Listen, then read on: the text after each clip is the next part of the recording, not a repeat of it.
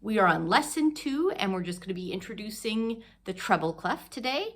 Remember, we're at the point right now of just learning a few of these music notation elements. We're just introducing the term and defining it loosely as much as we need at this point so that we can then go to a page and start delving into really how to decode pulse and rhythm and how to decode pitch. So that's coming up right now. This is about the equivalent of your kids learning their letter names. We just have to learn them and drill them and understand them really thoroughly so we don't have to think too hard about them once it's time to actually read. So let's get started.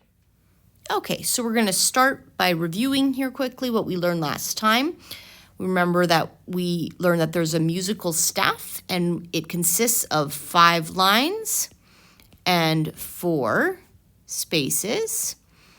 And we count these lines from the bottom to the top. So 1, 2, 3, 4, 5. And we count the spaces from the bottom to the top. 1, 2, 3, 4. If we want to write a note on, let's say, line 2, we would go 1, 2.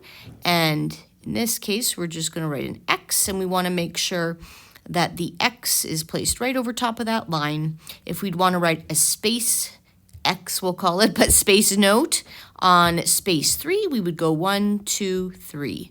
And we'd want that X to fill out the area between the 2 lines.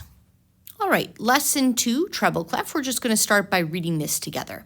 Just as we read words and sentences from left to right, we read the symbols of music from left to right on a staff.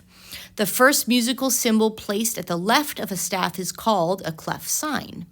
This clef sign is called a treble clef.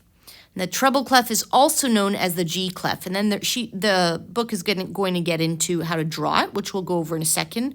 I don't think this is the easiest way to learn to draw it, so we're going to do that in a second a little bit differently. But I want to point out to you that the reason this is called a G clef is if we notice, and I'm just going to get a different color here so I can highlight this. If we notice the curly Q thing here, and you see it surrounding line 2, right? Line 2 on the staff. And the reason this is called a G clef is because if we were to write a note head right on that line 2, this would be called a G.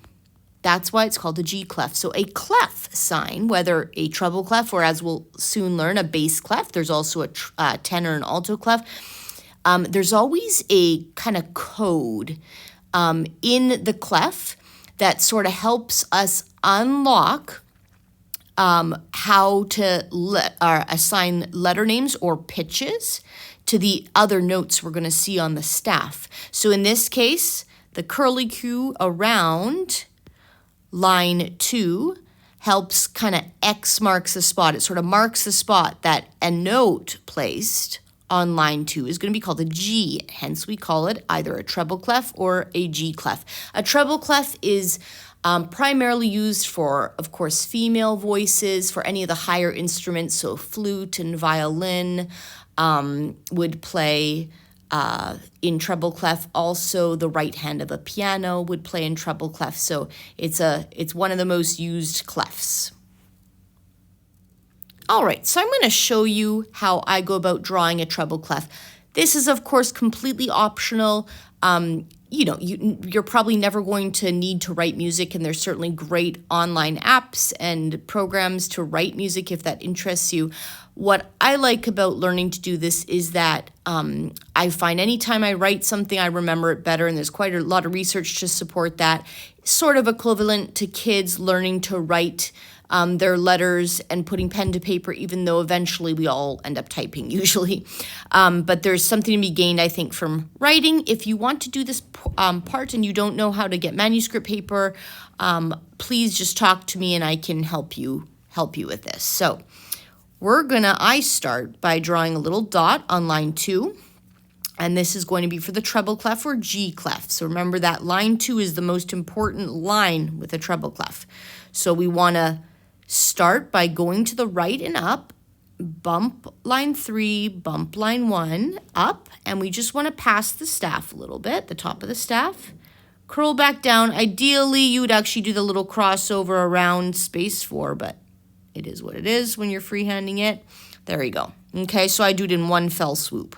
So I do a dot on line 2, up and to the right, bump line 3, bump line 1, up and around, down, like that. Okay, and remember that this whole curly Q aspect here, this is all showing us that if we put a note here, this would be a G, right? We'll do that one more time. So a dot on line 2, up and around to 3, bump line 1, up and around, down. That one's a little more accurate. So ideally, you'd have this little crossover thing here.